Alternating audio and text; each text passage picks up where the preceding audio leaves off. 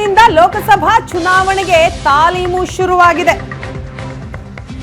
ಲೋಕಸಭೆ ಚುನಾವಣೆಗೆ ಪಕ್ಷಗಳು ಸಿದ್ಧ ಆಗ್ತಾ ಇದೆ. ಅದರಲ್ಲೂ ಕೂಡ ಕಾಂಗ್ರೆಸ್ನಿಂದ ಲೋಕಸಭಾ ಚುನಾವಣೆಗೆ ತಾಲೀಮು ಶುರು. ಕೆಪಿಸಿಸಿಯಲ್ಲಿ ಕಚೇರಿ. Congress high voltage meeting. 20 ಕ್ಷೇತ್ರ ಟಾರ್ಗೆಟ್ ಫಿಕ್ಸ್ ಮಾಡಿ ಲೋಕತಂತ್ರಕ್ಕೆ ವ್ಯೂಹ ರಚಿಸಲಾಗಿದೆ. ರಾಜ್ಯ ಕಾಂಗ್ರೆಸ್ ಉಸ್ತುವಾರಿ ರಣದೀಪ್ ಸಿಂಗ್ ಸುರ್ಜೇವಾಲಾ ನೇತೃತ್ವದಲ್ಲಿ ಸಭೆ. ಕೆಪಿಸಿಸಿ ಅಧ್ಯಕ್ಷ ಡಿಕೆ ಶಿವಕುಮಾರ್, ಸಿಎಂ ಸಿದ್ದರಾಮಯ್ಯ ಭಾಗಿ.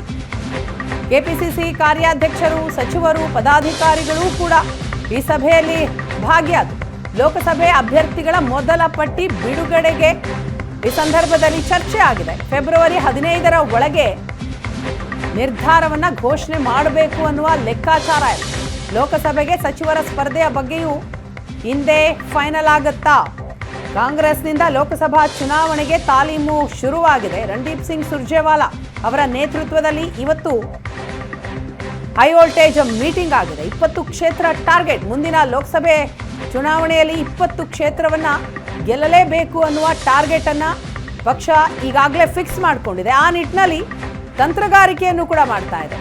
ರಾಜ್ಯ ಕಾಂಗ್ರೆಸ್ ಉಸ್ತುವಾರಿ ಸುರ್ಜೇವಾಲಾ ನೇತೃತ್ವದಲ್ಲಿ ನಡೆದಂತಹ ಸಭೆಯಲ್ಲಿ ಎಲ್ಲ ವಿಚಾರವೂ ಕೂಡ ಚರ್ಚೆ ಆಗಿದೆ. ಜೊತೆಗೆ ಅಭ್ಯರ್ಥಿಗಳ ಮೊದಲ ಪಟ್ಟಿ ಬಿಡುಗಡೆ ಆಗಬೇಕು, ಶೀಘ್ರವೇ ಬಿಡುಗಡೆ ಆಗಬೇಕು ಅನ್ನೋದು ಕೂಡ ಚರ್ಚೆ ಆಗಿದೆ. ಅದು ಫೆಬ್ರವರಿ 15ರ ಒಳಗೆ ಅಭ್ಯರ್ಥಿಗಳ ಮೊದಲ ಪಟ್ಟಿಯನ್ನ ಘೋಷಣೆ ಮಾಡುವ ಲೆಕ್ಕಾಚಾರ ಇದೆ. ಲೋಕಸಭೆಗೆ ಸಚಿವರ ಸ್ಪರ್ಧೆಯ ಬಗ್ಗೆಯೂ ಕೂಡ ಹಿಂದೆ ಫೈನಲ್ ಆಗುತ್ತೆ.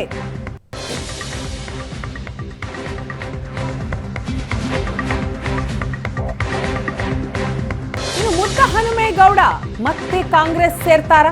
ಈ ಬಾರಿ ಲೋಕಸಭೆ ಎಲೆಕ್ಷನ್ಗೆ ಮುದ್ದಹನುಮೇಗೌಡ ಸ್ಪರ್ಧೆ ಮಾಡ್ತಾರೆ. ತುಮಕೂರು ಕಾಂಗ್ರೆಸ್ ಅಭ್ಯರ್ಥಿಯಾಗಿ ಮುದ್ದಹನುಮೇಗೌಡ ಕಣಕ್ಕಿಳಿತಾರ. ಮುದ್ದಹನುಮೇಗೌಡ ಸ್ಪರ್ಧೆಯ ಬಗ್ಗೆ ಸಚಿವ KN ರಾಜಣ್ಣ ಸುಳಿವನ್ನ ನೀಡಿದ್ದಾರೆ. ಮುದ್ದಹನುಮೇಗೌಡ ನನ್ನ ಭೇಟಿಯಾಗಿ ಚರ್ಚೆಯನ್ನ ಮಾಡಿದ್ರು. ಅವರನ್ನ ಕಾಂಗ್ರೆಸ್ಗೆ ಕರೆತರಲು ಪ್ರಯತ್ನ ಆಗ್ತಾ ಇದೆ. ಮುದ್ದಹನುಮೇಗೌಡ್ರೆ ಅಭ್ಯರ್ಥಿ ಅಂತ ಹೇಳಲಾಗದು ಅಂತ ಬೆಂಗಳೂರಿನಲ್ಲಿ ಸಚಿವ KN ರಾಜಣ್ಣ ಹೇಳಿಕೆಯನ್ನ ಕೊಟ್ಟಿದ್ದಾರೆ. ಹಾಗಾದ್ರೆ ಮುದ್ದಹನುಮೇಗೌಡ ಮತ್ತೆ ಕಾಂಗ್ರೆಸ್ ಸೇರ್ಪಡೆ ಆಗ್ತಾರ?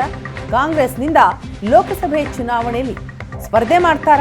ತುಮಕೂರು ಕಾಂಗ್ರೆಸ್ ಅಭ್ಯರ್ಥಿಯಾಗಿ ಅವರನ್ನ ಕಣಕ್ಕಿಳಿಸಲಾಗುತ್ತಾ ಅನ್ನುವಂತಹ ಪ್ರಶ್ನೆ ಮೂಡೋದಕ್ಕೆ ಕಾರಣ KN ರಾಜಣ್ಣ ಅವರು ನೀಡಿದಂತಹ ಸ್ಟೇಟ್ಮೆಂಟ್. ಭೇಟಿನಲ್ಲಿ ಮಾತಾಡಿ ಹೋಗಿದ್ದಾರೆ. ಮುದ್ದಹನುಮೇಗೌಡರು ಪಕ್ಷಕ್ಕೆ ಬಂದರೆ ನಾನು ಸ್ವಾಗತನೂ ಕೂಡ ಮಾಡ್ತೇನೆ. ಅದು ನನಗೆ ಗೊತ್ತಿಲ್ಲ. ಅಭ್ಯರ್ಥಿ ಮಾಡೋ ನಾನಲ್ಲ, ಕಾಂಗ್ರೆಸ್ ಪಕ್ಷದ ಹೈಕಮಾಂಡು ಶಿಫಾರಸ್ ನಾನೇನು ಮಾಡಿಲ್ಲ. ಸ್ವಾಗತ ಮಾಡ್ತೀನಿ. ಆದರೆ ಸೌಜನ್ಯದ ಭೇಟಿನಲ್ಲಿ ಮಾತಾಡಿ ಹೋಗಿದ್ದಾರೆ.